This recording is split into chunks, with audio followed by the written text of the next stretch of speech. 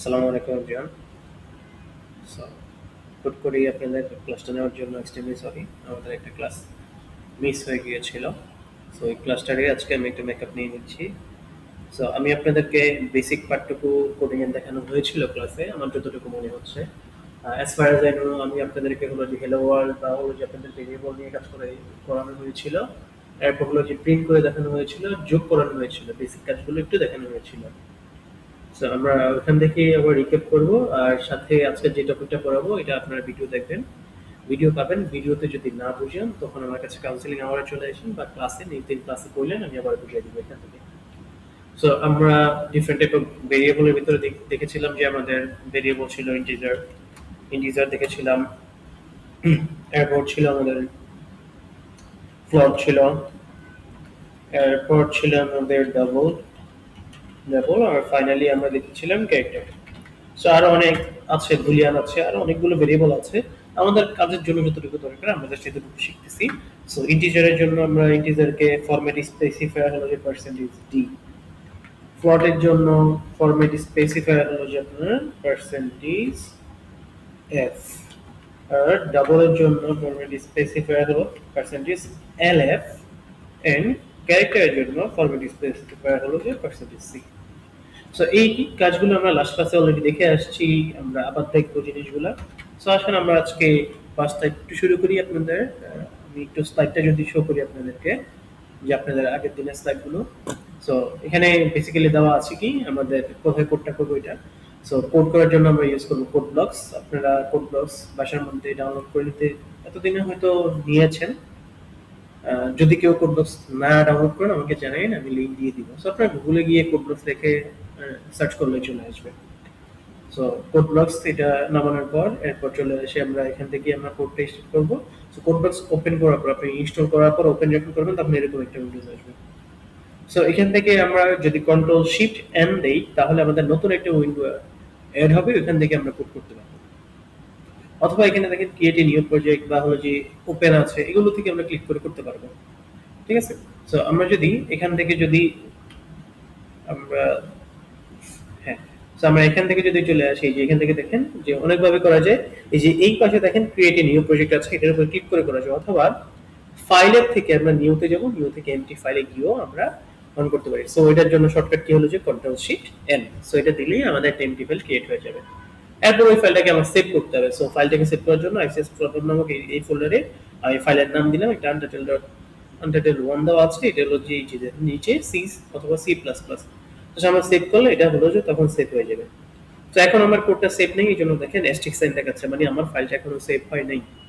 তো আমি যদি এটা সেভ করি তাহলে আমার এখানে এই যে ডট সি এরকম চলে আসবে, আর অ্যাস্টেরিস্ক সাইনটা থাকবে না। আর আমাদের বেসিক কোড যেটা, যে কোডটা আমরা লিখি, যেটা লাস্ট ক্লাসে দেখানো হয়েছিল, hello world. So include stdio.h integer main, আপনার সেকেন্ড ব্র্যাকেট ক্লোজিং স্টার্টিং, আর সেকেন্ড ব্র্যাকেটের ক্লোজিং, ভিতরে আমরা যা লিখবো ওগুলো আমাদের প্রিন্ট করে দেখা যায়। সো এখানে আরেকটা ব্যাপার হলো যে আমাদের আমাদের যদি কোনো কিছু কম্পাইলারে কোনো কিছু বিল্ড করতে হয়, তাহলে আমরা এই যে ডান পাশে যেটা আছে এটা না, এটা হলো সেটিং সাইন, এটা না, এটা পাশে ডান পাশে যে এটা পজ বাটন বা প্লে বাটনের মতো আছে, ওটার উপর ক্লিক করবে, এটাকে বলা হয় বিল্ড। বিল্ড করা মানে আপনার একবার রান করার পর আপনার প্রথমেই কোড করার পর প্রথমে বিল্ড এন্ড রান করতে হয়। মানে প্রথমে আপনার বিল্ডও করতে হয়, এরপর রানও করতে হয়। হ্যাঁ, প্রথম যেটা সেটিং সেটা হলো যে বিল্ড করা, আর এরপরে যে প্লে বাটন ওটা হলো যে রান করা। সো আগে আমাদের কম্পাইল করতে হয় কোডটাকে, কোড ঠিক আছে নাকি, কোনো এরর আছে নাকি এটা দেখতে হয়। আর কোডে যদি কোনো এরর না থাকে দেন আমরা রান করি। সো আমাদের বিল্ড করতে হয় আগে, এরপর হলো যে রান করতে হয়। সো দুটোকে একত্রে করা যায়, এটার জন্য হলো যে আমাদের বিল্ড এন্ড রান, যেটার ভিতরে দেখেন এই যে রানের বাটনের ছবিও আছে, বিল্ডের ছবি আছে। সো আমরা যদি রান ক্লিক করি, রান ক্লিক করলে আমাদের আগে যে কোডটা বিল্ড করা ছিল ওইটাই রান হবে, নতুন কোনো কোড, নতুন কোনো আপডেট আসবে না। সো যদি কোডে কোনো চেঞ্জও আসে, আমি যদি একবার রান করি, ওইটা হলো যে আগে যেটা আমি বিল্ড করছিলাম ওইটাই আসবে। সো নতুন কোড করলে আমাদের বিল্ড এন্ড রানে ক্লিক করতে হবে। ঠিক আছে, এই যে এখানে দেওয়া আছে এটা হলো যে রান আইকন, আর এটা হলো যে বিল্ড এন্ড রান, দুইটা একত্রে কাজ করে। সো এই যে হ্যালো ওয়ার্ল্ড দেখাচ্ছে আমাদের এখানে। সো আমাদের structure of the C program আমরা অলরেডি দেখে আসছি। আমাদের প্রথমে লিখতে হয় কি হ্যাশ ইনক্লুড stdio.h। সো এটাকে বলা হচ্ছে ইনক্লুড ডিরেক্টিভস। এটা হলো যে আমাদের হেডার ফাইল stdio.h। ওই হেডার ফাইলের ভিতরে অনেকগুলো ফাংশন আছে, স্ক্যানফ, প্রিন্টফ, এগুলো আমরা ওইগুলো এখান থেকে ইউজ করি। দেন হলো যে আমাদের মেইন ফাংশন। সি প্রোগ্রামিং এ আমাদের যা যা কোড করি না কেন, এটাই যে মেইন ফাংশনের ভিতরে যে সেকেন্ড ব্র্যাকেটটা আছে, স্টার্টিং আর ক্লোজিং, এর ভিতরে যা যা থাকবে তাই রান হবে, এর বাইরে যা যা আছে তা রান হবে না। এর বাইরে যদি কিছু লিখতে হয় এটাকে সামহাউ এই সেকেন্ড ব্র্যাকেটের ভিতরে আমার লিংক করতে হবে। যদি আমি লিংক করতে পারি তাহলে আমার যখন আমি প্রোগ্রামটা রান করব তখনই ওই এই ইন্টিজার মেইন বা সেকেন্ড ব্র্যাকেটের ভিতরে যে কোডগুলো আছে এগুলো রান হবে, এগুলোর বাইরে যারা আছে তারা যদি লিংক থাকে তখন রান করবে, আদারওয়াইজ রান করবে না। আর এই যে সেকেন্ড ব্র্যাকেট স্টার্টিং আর ক্লোজিং এটাকে বলা হচ্ছে আমাদের প্রোগ্রামের বডি, তার মানে এটার ভিতরে যা থাকবে এটাই কাজ করবে, আদারওয়াইজ কাজ করবে না। আর লাস্টে যেটা হচ্ছে রিটার্ন স্টেটমেন্ট, মানে আমার প্রোগ্রাম যে ঠিকভাবে কাজ করতেছে না এই করতেছে না এটা কিভাবে বুঝবো। ধরেন আমি আপনাকে বললাম আপনি যদি ঠিকভাবে নতুন বাজার যেতে পারেন তাহলে আপনি আমাকে কল দিয়ে বলবেন যে ওয়ান, আর আপনি যদি না যেতে পারেন আপনি যে কোনো কিছু বলতে পারেন আমাকে বা নাও বলতে পারেন। তো আমি ধরেন কোন একটা কোড রান করলাম, আমি বললাম যে তুমি যদি সব ঠিকঠাক ভাবে কাজ করে তাহলে তুমি রিটার্ন করবে, আমাকে দেখাবে জিরো দেখাবে। সো আপনি ধরেন নতুন বাজারে গেলেন, যাওয়ার পর আমাকে কল দিয়ে বলেন যে ওয়ান, তার মানে আমি বুঝবো কি আমার কোডটা সব ঠিকঠাক আছে। কিন্তু আমি যদি আপনি যদি কল দিয়ে বলেন যে ফাইভ, তাহলে কি বুঝবো যে কোডের ভিতর কোথাও না কোথাও একটা জায়গায় ইরর আসছে বা কোনো একটা সমস্যা আসছে। এটাও সেম ওয়েতেই কাজ করে। যদি আমার কোড ঠিকঠাক ভাবে কাজ করে তাহলে এই যে আগের কোডে দেখেন আমাদের এখানে এই যে রিটার্ন কত দেওয়া আছে, জিরো দেওয়া আছে। সো যদি কোড ঠিকঠাক ভাবে কাজ করে আমাকে দেখাবে রিটার্ন জিরো, আর যদি না থাকে আলাদা একটা গার্বেজ ভ্যালু দেবে। সো এখানে হলো যে ডিরেক্টিভস, এটা কাজ কি, এটা হলো যে প্রি প্রসেসর কমান্ডস, মানে হলো যে আমার এই কোডটা আগে রান করবে, এই কোডটা রান করার পর হ্যাশ দিয়ে যে কোডটা আছে এটা সবার আগে রান করবে, দেন হলো যে আমার মেইন ফাংশনে যাবে। ঠিক আছে। সো এটার ভিতরে কি থাকে, এই যে প্রি প্রসেসর কমান্ডের ভিতরে থাকে আমাদের বিভিন্ন ফাইল বা লাইব্রেরি গুলো এখানে থাকে। সো যেগুলো হলো যে আমাদের stdio ডট, যেমন হলো যে আমরা scanf ইউজ করি, printf ইউজ করি, সো এগুলো কোথা থেকে আসছে, সেগুলো তো একটা ফাংশন, যেহেতু আমরা ফার্স্ট ব্র্যাকেট ইউজ করতেছি এগুলো একটা ফাংশন। সো এই ফাংশনগুলো আছে কোথায়, stdio ডট h এর ভিতরে। হ্যাঁ, সো এটাকে stdio ডট h কে বলা হচ্ছে ইনক্লুডস স্ট্যান্ডার্ড আইটি ইনপুট ও দ্য আউটপুট, আর এটাকে বলা হচ্ছে স্ট্যান্ডার্ড ইনপুট আউটপুট লাইব্রেরি। আর ডট h মানে হলো যে হেডার ফাইল। ঠিক আছে। So এখানে নোট দেওয়া আছে preprocessor command also known as a preprocessor directives is an instruction that is executed by the C preprocessor before the actual compilation of the code begins। তার মানে আমাদের actual compilation বা actual code করার আগেই আমরা এই পার্টটা রান করি। আচ্ছা, so main function কি, a C program can contain many function but it must have a main function, মানে আমার অনেকগুলো ফাংশন থাকতে পারে, আমরা এগুলো দেখবো SPL এ। সো বেসিক্যালি কথা হলো যে আমাদের মেইন ফাংশন থাকতে হবে, মেইন ফাংশন ছাড়া আমার কোড রান করবে না। উইন্ডোজের মেইন একটা ফাংশন থাকতেই হবে, আদারওয়াইজ আমার কোনো কোডে রান করবে না। সো এই বেসিক পার্টগুলো আপনাদেরকে দেখানো হয়েছে, ফাংশন বলি এগুলো বলা হয়েছে। আর রান করার পর আমার এরকম দেখা যাবে, যেটা হলো যে আমার রিটার্ন স্টেটমেন্ট, এই রিটার্ন স্টেটমেন্টে আমাদের রিটার্ন জিরো দেখাচ্ছে। হ্যাঁ, সো ভেরিয়েবলস কি কি আছে, container using which data values can be stored. So containers using which data values can be stored বলতে কি বোঝাচ্ছে, আপনাদের ক্লাসে একটা एग्जांपल দিয়েছিলাম না, যে আমি যদি বাইরে থেকে চিনি আনতে যাই তার মানে আমার আগে কি লাগবে, বাসার মধ্যে একটা বক্স বানানো লাগবে বা একটা বক্স থাকা লাগবে। সো আমি বাইরে থেকে চিনি আনলাম কিন্তু বাসার মধ্যে আমার কাছে আছে তেলের বোতল, তাহলে কি আমি তেলের বোতলে রাখতে পারবো না। সো আমার প্রথমে হলো যে আমার একটা বক্স লাগবে। সো আমি একই সাথে চিনিও আনলাম লবণও আনলাম, চিনিও আনলাম লবণ আনলাম, দুইটা কি আমার দানাদার জিনিসপাতি রাখতে হবে, দুটির জন্য তাহলে আমার টাইপ কি হবে, বক্স। সো এখন কোন বক্সে আমার চিনি আছে কোন বক্সে লবণ আছে এটা জানার জন্য কি বক্সে আলাদা আলাদা নাম দেওয়া লাগবে না। সো আমি কি ধরনের জিনিস রাখতেছি এটাকে বলা হচ্ছে ডেটা টাইপ। যেমন আমি দানাদার জিনিস রাখতেছি তার মানে এটা হলো যেমন ডেটা টাইপ। কিন্তু দানাদার আবার দুই ধরনের জিনিস, একটা হলো চিনি আর একটা হচ্ছে লবণ, একটা নাম দিলাম ধরেন এই, একটা নাম দিলাম বি। এই যে আমি এ আর বি নাম দিলাম এদেরকে বলা হচ্ছে ভেরিয়েবলস। ঠিক আছে। সো আমরা যেমন ইন্টিজার টাইপের দেখছি আমরা, যেখানে হলো যে আমাদের পূর্ণ সংখ্যা রাখতে পারবো, তো ইন্টিজারের ডিফারেন্ট ডিফারেন্ট ভেরিয়েবল হতে পারে। লাস্ট ক্লাসে মনে হয় এ বি আর সাম দিয়ে কিছু একটা দেখাইছিলাম। সো এই যে আমি এ বি সাম এগুলো নাম দিচ্ছি এটাকে বলা হচ্ছে ভেরিয়েবলস। হ্যাঁ, so variables must be declared before they can be used. আগেও বলেছিলাম যে আমি বাইরে থেকে চিনি আনতে যাচ্ছি, আমি যদি বক্স নাই বানাই তাহলে কি আমি চিনিটা রাখতে পারবো না। তবে আমি কোনো ভেরিয়েবল স্টোর করার আগে বা ভেরিয়েবল ইউজার থেকে নেওয়ার আগে আমার মাস্ট বি এটাকে কি করতে হবে, আগে ডিক্লেয়ার করতে হবে। সো ডিক্লেয়ার করার জন্য আমাদের প্রথমে কি দিতে হয়, প্রথমে দেওয়া লাগে আমাদের ডেটা টাইপ আর একটা দেওয়া লাগে ভেরিয়েবলের name. So variables are case sensitive and must be unique. Case sensitive বলতে বোঝাচ্ছে আপনি একটা ভেরিয়েবলের ভ্যালু ধরেন দিলেন এ, তার মানে স্মল এ দিলেন, সো স্মল এ দিলেন আর একটা ভেরিয়েবলের ভ্যালু দিলেন ক্যাপিটাল এ, দুটো কিন্তু আলাদা হবে। সো কিছু কিছু ল্যাঙ্গুয়েজ আছে যে হলো যে আপনার কেস ইনসেনসিটিভ, যেমন হলো পিএইচপি। পিএইচপিতে আপনি বড় হাতের লেটার দিয়ে যা লেখেন ছোট হাতের লেটার দিয়ে যা লেখেন একই জিনিস, একই জিনিস, ছোটটা লিখলে যে কথা বড়টা লিখলে একই কথা। আপনার ওয়েব প্রোগ্রামিং এর জন্য HTML CSS লেখেন আপনারা, ওইখানে বড় হাতের লেখা যে কথা, ছোট হাতের লেখা একই কথা, সেম জিনিস। কিন্তু আপনারা যখন সি প্রোগ্রামিং করবেন তখন কি সি প্রোগ্রামিং হলো যে case insensitive. Case sensitive, case sensitive মানে হলো যে আপনি যদি এটা ক্যাপিটাল লেখেন তার মানে ক্যাপিটাল লেটার দিয়ে একটা নাম আসবে, স্মল লেটার দিলে এটা একটা নাম হয়ে যাবে। সেম জিনিসের স্মল লেটার একটা নাম রাখতে পারবেন, ক্যাপিটাল লেটার একটা নাম রাখতে পারবেন। সো এগুলো হলো কেস সেনসিটিভ, মানে এটা হলো যে আমার দুইটাই আলাদা। আমার স্মল লেটার দিলে একটা নাম হয়ে যাবে, ক্যাপিটাল লেটার দিলে একটা নাম হয়ে যাবে। আর দুইটা ভেরিয়েবলের ভ্যালু এক হইতে পারে না। আপনি বক্সের দুইটাই বানাইলেন, এটার জন্য চিনি আর এটার জন্য লবণ আনলেন, কিন্তু আপনি দুইটার ভ্যালু রাখলেন যে চিনি, তাহলে কি হবে না, মানে দুইটার ভ্যালু আমার ইউনিক হইতে হবে। ঠিক আছে? সো এই যে যেমন দেখেন এখানে বলা আছে যে কেস ইনসেনসিটিভ, তার মানে এজ স্মল লেটার কোনো ইস্যু নাই, এখানে একটা বড় দিছে এটাও কোনো ইস্যু নেই, এটাও বড় দিছে, সবগুলো আলাদা আলাদা, তার মানে এখানে তিনটা ভেরিয়েবল। আর কেস ইনসেনসিটিভ হলে এই এজ লেখা যায় কথা, এটা লেখা যায় কথা, এটা লেখা যায় কথা, সবগুলো ক্যাপিটাল লেখা সেমই কথা, একই জিনিস, একটা ভেরিয়েবল হতো। সো এক্সাম্পল কি আমাদের ভেরিয়েবলস এই যে নাম1 নাম2 এই underscore highlight etcetera. So are those variables as well, যেমন হলো যে 30s, যে কোনো কিছুর আগে নাম্বার দিয়ে শুরু করে ভেরিয়েবল ডিক্লেয়ার করা যায় না, বা হলো যে প্লাস ফিশ এটাও ডিক্লেয়ার করা যায় না। সো 1.2 এটসেট্রা এগুলো হলো যে আমাদের ভেরিয়েবলস না। সো ভেরিয়েবলস এর কিছু রুল আছে, আমরা এগুলো দেখব। যে rules for naming variables, variables can only have letters and alphabet, numbers or an underscore. তবে আমার কি কি জিনিস থাকতে পারবে? অ্যালফাবেট থাকতে পারবে, মানে ক্যাপিটাল এ থেকে স্মল এ, ক্যাপিটাল এ থেকে স্মল জেড, স্মল এ থেকে স্মল জেড পর্যন্ত। এরপর হলো যে আপনি কোনো একটা নাম, নামের পরে 1 2 3 4 এগুলো ইউজ করতে পারবেন, অথবা হলো যে আন্ডারস্কোর ইউজ করতে পারবেন। ঠিক আছে? সো এটা হলো যে একটা। দুই নম্বর কি, variable can never start with a number or include a special character. So আমার কখনোই কোনো ভেরিয়েবল নাম্বার দিয়ে শুরু হইতে পারবে না, আর কোন স্পেশাল ক্যারেক্টার যেমন প্লাস মাইনাস গুণ, মানে star sign, divide sign, dot, at the rate of, hash, এগুলো দিয়ে আমার কোনো ভেরিয়েবলের নাম ডিক্লেয়ার করা যাবে না। আবার এই যে এক্স ওয়াই মাঝখানে কি স্পেস আছে না, স্পেস একটা হলো যে আমাদের কি special character. So special character এগুলো দেওয়া যাবে না। আর হলো যে আমরা বিগিনিং মিডল আর এন্ডে আমি রাখতে পারবো, কিন্তু হলো যে আমি শুরুতে রাখতে পারবো না। ঠিক আছে?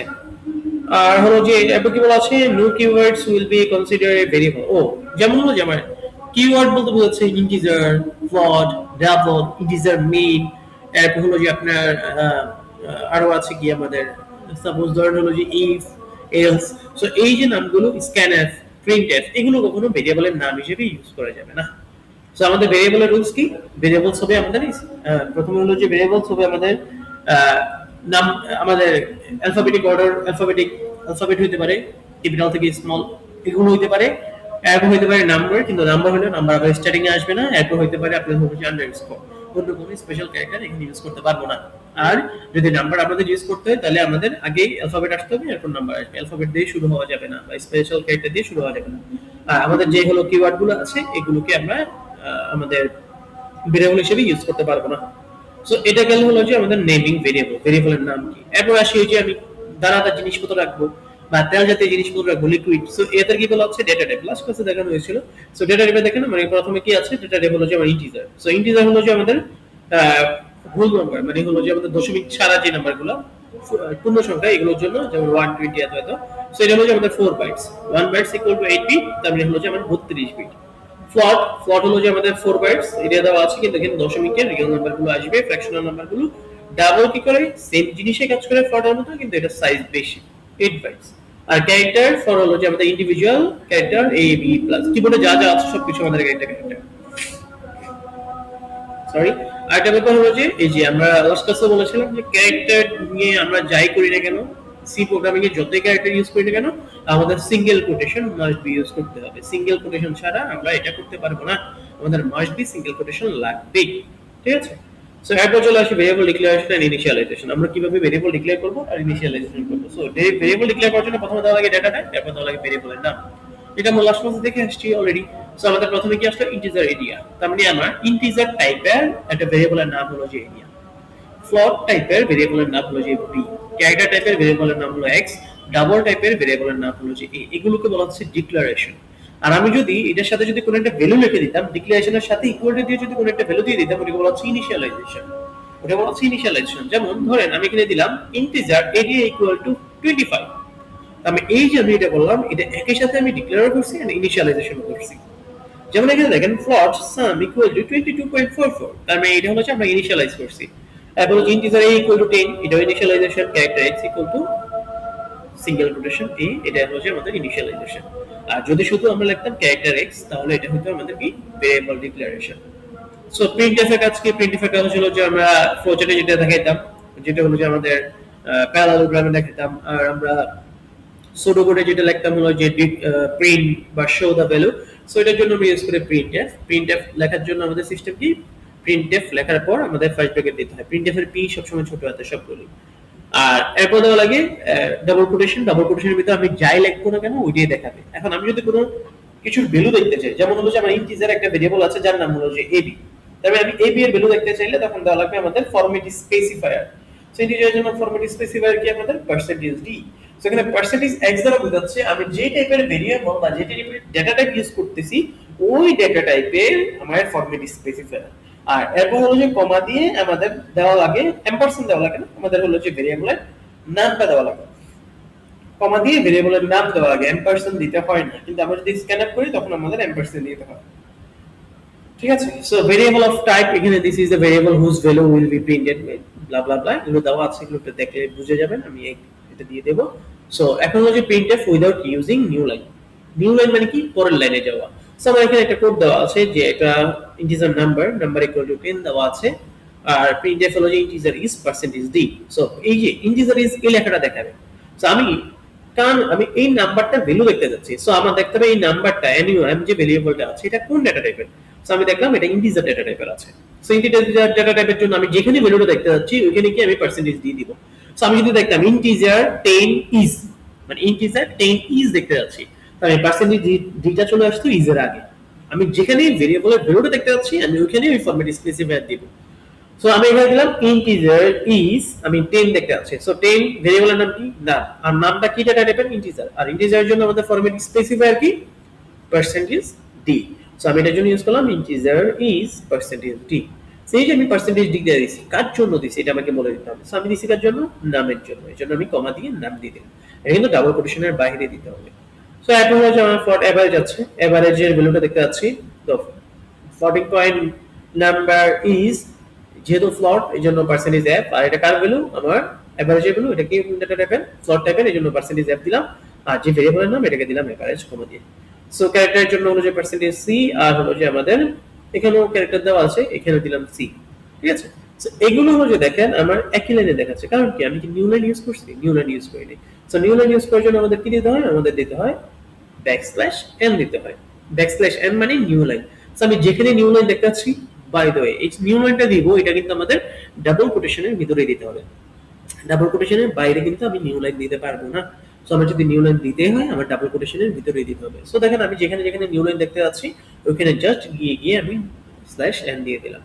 স্ল্যাশ এন দেওয়ার কারণে আমার নিউ লাইন গুলো শো করবে। এরপর আপনাদেরকে দেখানো হয়েছিল যে দশমিকের পর আমি দুই ঘর দেখতে যাচ্ছি। সো আমি যদি পার্সেন্টেজ অ্যাপ দেই, দেখেন দশমিকের পর আমার দেখাবে 6 ঘর। আমি দুই ঘর দেখার জন্য তখন কি করব, পার্সেন্টেজ পয়েন্ট 2 অ্যাপ দেব, পার্সেন্টেজ পয়েন্ট 2 অ্যাপ দেব। পার্সেন্টেজ দেওয়ার পর এই যে এখানে এখানে এই যে আমার কার্সারটা দেখা যাচ্ছে, এই যে পার্সেন্টেজ অ্যাপ যেখানে আছে এখানে পার্সেন্টেজ দেওয়ার পর দেব 0.2 অ্যাপে দেব এফ। আমি এই দশমিকের পর আমি দুই ঘর দেখতে যাচ্ছি। আমি যদি দিই 0.6 তার মানে 6 ঘর দেখব। আমি যদি দিই 0.3 অ্যাপ তার মানে 3 ঘর দেখব। ক্লিয়ার এই পার্টটা? সো আই গেস আপনারা ক্লিয়ার এই পার্টটাতে। সো স্ক্যানএফ এর কাজ কি, স্ক্যানএফ এর কাজ হলো ইউজার থেকে নেওয়া। ওই যে আমরা লিখতাম যে take the value of a from user, এই যে পার্টটা লিখতাম। সো এই পার্টটার জন্য আমরা ইউজ করি স্ক্যানএফ। সো স্ক্যানএফ লেখার জন্য সেম ফরম্যাট। এই যে আমাদের এখানে ভুলটা কোন জায়গায়, এই যে প্রিন্টএফ এ এই যে এখানে দেখেন একটা এম্পারসেন্ট চলে আসছে, এখানে কিন্তু এম্পারসেন্ট হবে না, মই ব্যবহার করে দিচ্ছি, কিন্তু এই এম্পারসেন্ট হবে না। প্রিন্টএফ এ এম্পারসেন্ট যদি দেই তাহলে এই যে ধরেন আমি চিনির বক্স বানাইলাম, লবণের বক্স বানাইলাম, বানানোর পর আমি এদেরকে বাসার মধ্যে এনে কোথাও একটা জায়গায় রাখি না। ধরেন আমি চিনির বক্সটা রাখলাম 2 নাম্বার রেখে, আর আমি লবণের বক্সটা রাখলাম 1 নাম্বার রেখে। সো আমি যদি এখানে এম্পারসেন্ট দিয়ে দেই যদি চিনির বক্স, তাহলে আসবে আমার 2 নাম্বার রেখে। মানে হলো যে আমার ওই ভেরিয়েবলটা আমার যে হার্ড ডিস্ক আছে বা আমার যে সিস্টেম আছে তার কোথায় স্টোর হয়েছে ওটার হেক্সাডেসিমাল ভ্যালু দেখাবে এখানে, যদি আমরা এম্পারসেন্ট দিই প্রিন্টএফ এ। আর যদি আমি ভ্যালু দেখতে চাই তখন এম্পারসেন্টটা উঠে প্রিন্টএফ করতে হবে, তাহলে আমার ভ্যালু দেখাবে। আর যদি আমি এম্পারসেন্ট দিয়ে দিই তাহলে ওটা যেই জায়গার মধ্যে যে অ্যাড্রেসে স্টোর আছে ওই অ্যাড্রেসের ভ্যালুটা এখানে দেখাবে। ক্লিয়ার এই পার্টটা? আচ্ছা, সো এরপর হলো যে আমাদের এটা তো গেল, এটাও গেল। আচ্ছা, সো এরপর কিন্তু আমাদের এই যে স্ক্যান এফ এ এটা দিতে হয়, কারণ আমি কোন পজিশনে, আমি বাসার মধ্যে একজন আসলো, আসার পরে ও চিনি নিয়ে আসলো, লবণও নিয়ে আসলো। এখন ও চিনি নিয়ে আসছে, তার মানে আমার ওকে বলতে হবে না যে তুমি 2 নাম্বার তাকে যে বক্সটা আছে ওইখানে নিয়ে রাখো, কারণ দুটো তো আমি দানাদার জিনিস রাখতেছি, কিন্তু আমি যদি ওকে অ্যাড্রেসটা বলে দিই যে তুমি ওই পজিশনে গিয়ে রাখো, তাহলে কেউ রাখার জন্য কেউ সুবিধা হবে না এটা রাখতে। সো এটার জন্যই আমাদের স্ক্যানএফ যখন ইউজ করে তখন আমাদের এম্পারসেন্ট ইউজ করতে হয়। ঠিক আছে, সো এটাই স্ক্যানএফ এর এই পার্টে দেওয়া আছে। যেমন হলো যে এখানে দেখেন নাম, আগে আমার নামের ভ্যালুটা 10 ছিল, কিন্তু আমি এখন নামের ভ্যালুটা ইউজার থেকে নিতে যাচ্ছি। সো এটার জন্য কি করব, স্ক্যানএফ ইউজ করব। করার পর কার ভ্যালুটা নিতে যাচ্ছি, নামের। আর নামের ডাটা টাইপ কি আমার ইন্টিজার, আর ইন্টিজারের জন্য ফরম্যাট স্পেসিফায়ার কি আমাদের পার্সেন্টেজ ডি। সো এখানে দিলাম পার্সেন্টেজ ডি, কমা দিয়ে এম্পারসেন্ট দিয়ে আমরা দিলাম নাম। So integer is percentage D দিয়ে আমরা ভ্যালুটা প্রিন্ট করলাম। আবার এভারেজ ভ্যালুটা নিয়ে যাচ্ছি, তার মানে পার্সেন্টেজ এফ। ক্যারেক্টার ভ্যালুটা নিয়ে যাচ্ছি পার্সেন্টেজ সি। সো এখানে একটা ব্যাপার আছে দেখেন, পার্সেন্টেজ সি এর আগে একটা স্পেস দেওয়া হয়েছে। সো আমরা লাস্ট ক্লাসে বলেছিলাম যে আমাদের কিবোর্ডের প্রত্যেকটা এলিমেন্ট এক একটা করে ক্যারেক্টার। সো আমি যখন এই যে প্রথমে 10 দিলাম, দেওয়ার পর এলিমেন্টটা আসলো 22.55 দিলাম, দেওয়ার পর আমার তো ইন্টার অথবা কোনো কিছুতে তো ক্লিক করলে আমি নিচের লাইনে যাবো, আদারওয়াইজ কি যাবো, যাবো না। সো আমি যখন ইন্টারটা ক্লিক করবো, তখন ইন্টার ক্লিক করার সাথে সাথে ক্যারেক্টার কি করবো, এই এন্টারটাকে নিয়ে নিবে। এই জন্য আমি এরপরে আমি কোনো ভ্যালু দিতে পারবো না। যেমন আমি এটা যদি দেখে আপনাদেরকে, এখানে যদি কোডটা লিখি, সো মেইন ফাংশনে আমি ইন্টিজার n নিলাম, আর নিলাম ফ্লোট, নিলাম ab, আর নিলাম ক্যারেক্টার ch। ঠিক আছে, সো আমি ইউজার থেকে ভ্যালু নিতে যাচ্ছি scanf, scanf দেওয়ার পর পার্সেন্টেজ d, কমা এম্পারসেন্ট হলো যে আমি দিলাম n। আমি n এর ভ্যালু ইউজার থেকে নেওয়ার জন্য এটা ইউজ করলাম। দ্বিতীয়টা আমি ইউজ করব পার্সেন্টেজ f, এটা ইউজ করব আমি ab এর জন্য, ab এর জন্য। এরপর যেটা আছে আমি এখানে আসার পর, সো আমি এখানে আসার পর দিলাম পার্সেন্টেজ সি, কার জন্য দিলাম, ch এর জন্য। ঠিক আছে, সো আমি তিনটা ভেরিয়েবলের ভ্যালু নিলাম, এখন আমি ভ্যালুগুলো প্রিন্ট করতে যাচ্ছি। সো আমি আসেন, আমি একটার পর একটা প্রিন্ট করে দেখি। printf printf value percentage d is, আমি উল্টো পাল্টা একটু দেখাইলাম, is দিলাম। সো পার্সেন্টেজ d টাকার জন্য দিছি, পার্সেন্টেজ d দিছি n এর জন্য। সো দিয়ে দিলাম n। তারপর দিলাম printf percentage f হাই দিলাম। সো এটা দিলাম, একটা নিউ লাইনে প্রিন্ট করে দেই। এটা দিলাম কার জন্য, পার্সেন্টেজ এফ টা দিছি কার জন্য, ab এর জন্য দিলাম, ওটা দিয়ে দিই। আর লাস্টে যেটা ক্যারেক্টার আছে সেটার জন্য printf দিলাম বাই, এখানে পার্সেন্টেজ সি নিউ লাইন, কমা ch। সো আমি ভ্যালুগুলো দিয়ে দিলাম। ঠিক আছে, সো এখানে ভ্যালুগুলো দিয়ে দিলাম, হাই বাই যাই দিছি, এখানে একটা নিউ লাইন দিয়ে দিই। সো আসলে এখন আমরা যদি কোডটা রান করি, সো কোডটা রান করার জন্য এখানে বিল্ডে যাব, বিল্ড থেকে যে বিল্ড এন্ড রানের অপশন আসবে, আমি অলরেডি F9 কিবোর্ডের F9 ক্লিক করলে অটোমেটিক্যালি এরকম হয়ে যাবে। হ্যাঁ, বিল্ড এন্ড রান হয়ে যাবে। সো আমি এখান থেকে যদি ধরেন দিলাম, আমি ইন্টিজারে ভ্যালু দিলাম 15, তো দেখেন ভ্যালু 15 ইস মানে 15 দেখাচ্ছে। এরপর আমরা দেখি ফ্লোটের ভ্যালু দিলাম ধরেন 4.55। সো এখন দেখেন আমি যখনই ইন্টারটা দিচ্ছি, তাই ইন্টারটা দেওয়ার পর আমার এই যে বাই দেওয়ার পর যে ভ্যালুটা, এটা কি দেখাচ্ছে, দেখাচ্ছে না। কারণ কি, আমি ইন্টারটা দেওয়ার সাথে সাথে ও কি করতেছে, এই যে ইন্টারটা, এটা কি কিবোর্ডের একটা এলিমেন্ট, আর কিবোর্ডের একটা এলিমেন্ট, এটা কি আমাদের ক্যারেক্টার হিসেবে চলে যাচ্ছে। সেই জন্য ক্যারেক্টার কি করতেছে, আমার স্পেসটা নিয়ে নিচ্ছে। দেখবেন এই যে বাই এর পর আমার এখানে স্পেসটা নিয়ে নেয়। ঠিক আছে, সো এখন আমি এটাকে কি করতে পারি, আমি যদি এইটাকে উপরে নিয়ে যাই, সবার আগে যদি আমি এটাকে নিয়ে যাই, তখন দেখেন কোনো ইস্যু হচ্ছে না। যে ধরেন আমি এই যে এখানে রান করলাম, রান করার পর আমি ক্যারেক্টার হিসেবে দিলাম ধরেন a কে, ক্যাপিটাল a কে, দেখেন কোনো সমস্যা নেই, বাই a লেখা আসছে। কিন্তু এরপর দিলাম ধরেন 12 ইন্টিজারের ভ্যালুটা, এটাও কোনো সমস্যা নাই। 4.2 দিলাম, এটা তো কোনো সমস্যা নাই। এখন দেখেন কোনো সমস্যা হচ্ছে না। কিন্তু এটাকে যদি আমি আবার মাঝখানে নিয়ে আসি, ধরেন আমি এটাকে এখানে নিয়ে আসলাম, এখন দেখি কিভাবে কাজ করে। সো এখন যদি আমি এখানে দেই প্রথমে ইন্টিজার ভ্যালু 15 দেওয়ার পর দেখেন ভ্যালু 15 ইজ আসলো, বাইও চলে আসছে, তার মানে আমার ক্যারেক্টারটাও প্রিন্ট হয়ে গেছে।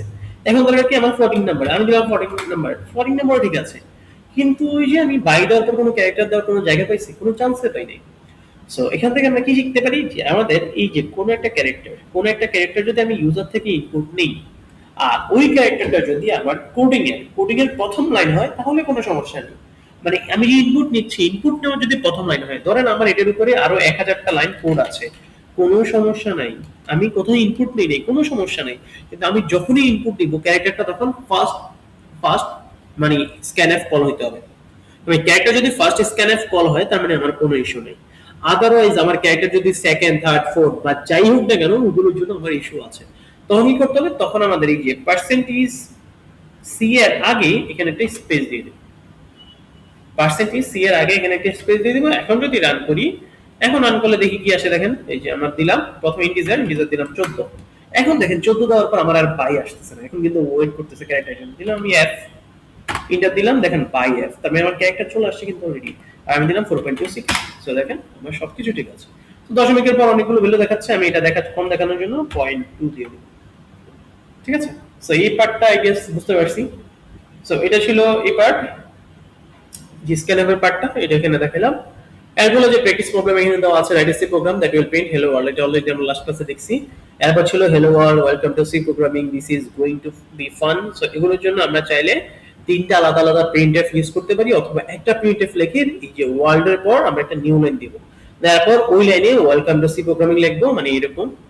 ধরেন আমি এখানে এটার পরে আমি বাকি ভ্যালুগুলো দেখাতে যাচ্ছি। সো আমি বাকি যে পার্টটা, ধরেন এই পার্টটাকে নিয়ে আসলাম এতটুকু, সো এটাকে লিখলাম, এটার পরে স্পেস দিয়ে এটাকে দিয়ে দিলাম।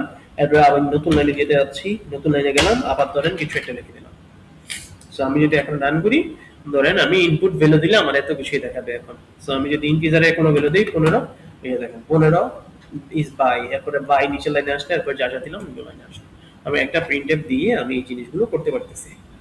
ঠিক আছে, so এরপর আছে write a C program that will print the lines given in the same output and should print exactly as it does in the output input. So এই যে এইভাবে দেখাচ্ছি, এই যে মাঝখান দিয়ে প্রথম থেকে যে আমার একটা গ্যাপ আসছে না, এই গ্যাপের জন্য আমি ইউজ করব \t, \t। যেমন দেখেন আমার ভ্যালুটা যখন আমি রান করতেছি F9 যদি ক্লিক করি, এই যে দেখেন আমি যখন আমরা এখানে 14 দিচ্ছি, দেখেন আমার প্রথম থেকে শুরু হচ্ছে জিনিসটা। সো আমি চাচ্ছি যে প্রথম থেকে যাতে শুরু না হয়, এটার জন্য কি করব, জাস্ট এখানে আসার পর \t দিয়ে দেব। সো এখন যদি রান করি, এখন যদি 14 দেই, দেখেন এখন আমার গ্যাপ দিয়ে আসবে, মানে স্পেস দিয়ে আসবে। সো এটা এক একটা কম্পাইলার অনুযায়ী, আপনার পিসি অনুযায়ী স্পেস 3টা দিবে, 4টা দিবে না 5টা দিবে, এটা আলাদা আলাদা থাকে। আপনি এটাকে পরে সেটিংস থেকে আলাদা করে নিতে পারেন। ঠিক আছে, সো এখানে আরো ভ্যালুগুলো দেওয়া আছে, এগুলো হলো যে আপনার বাসার মধ্যে প্র্যাকটিস করে আসবেন। বেসিক পার্টগুলো এখান থেকে যতগুলো যোগ বিয়োগ গুণ ভাগ যা যা আছে, যে আগের ক্লাসে দেখাই দিয়েছিলাম ওইভাবেই করবেন। ঠিক আছে, সো এই জিনিসগুলোই বাসার মধ্যে একটু প্র্যাকটিস করেন। আপাতত যোগ বিয়োগ গুণ ভাগ করার জন্য আমরা কি করব, যে দেখেন আমার ইন্টিজার n আছে আর ফ্লোট ap আছে, আমি দুটাকে যোগ করতে যাচ্ছি। তো যোগ করার ক্ষেত্রে আমরা কি করতে হবে, এখান থেকে দেখতে হবে সবচেয়ে বড় কে, সবচেয়ে বড় হলো যে ফ্লোট। এই জন্য আমাদের যেটা আমি যোগ করব ওই যে আউটপুটটা হবে ওইটা হবে আমাদের ফ্লোট টাইপের, ফ্লোট সাম দিলাম, তার মানে আমার এটা হবে ফ্লোট টাইপের। ঠিক আছে, সো আমি এই লাইনে সাম দিলাম, আমি কিন্তু এখানে sum equal to an plus ab করতে পারবো না, কারণ কি আমি n আর ab এর ভ্যালু কি আগে নিছি, নেই। কিন্তু আমি যদি দিতাম n ইকুয়াল টু 5 আর ab ইকুয়াল টু 4.5, তাহলে আমি এই লাইনটা 3 নাম্বার লাইনে লিখতে পারতাম। কিন্তু যেহেতু আমি আগে থেকে কোনো ভ্যালু নেই ইউজার থেকে, তার মানে ইউজার থেকে ভ্যালু নেওয়ার আগ পর্যন্ত আমি এটাকে যোগ করে কোনো লাভ নাই, আমার গার্বেজ ভ্যালু আসবে এখানে। ঠিক আছে, সো আমার ভ্যালুগুলো ইউজার থেকে নেওয়ার পর দেন আমি এসে এখানে যোগ করতে পারবো, যোগ বিয়োগ গুণ ভাগ। সো যোগের জন্য আমি ইউজ করি এটা, বিয়োগের জন্য এটা, গুণের জন্য অ্যাস্টেরিস্ক সাইন, আর ভাগের জন্য ডিভাইড সাইন। আর ওই যে মড বের করা বা আমার ভাগশেষ আছে নাকি না এই রিমাইন্ডার বের করার জন্য ইউজ করি পার্সেন্টেজ। ঠিক আছে, সো এগুলো হলো যে বেসিক পার্ট। আপনারা হলো যে আপনাদের প্র্যাকটিস প্রবলেমটা দেওয়া আছে, সো বাসার মধ্যে একটু প্র্যাকটিস করেন আর এই পার্টটা একটু দেখেন। যদি কারো কোনো ইস্যু থাকে নেক্সট দিন ক্লাসে আমাকে জানাবেন। থ্যাংক ইউ, ভালো করে একটু পড়ালেখা করেন। আল্লাহ হাফেজ, আসসালামু আলাইকুম।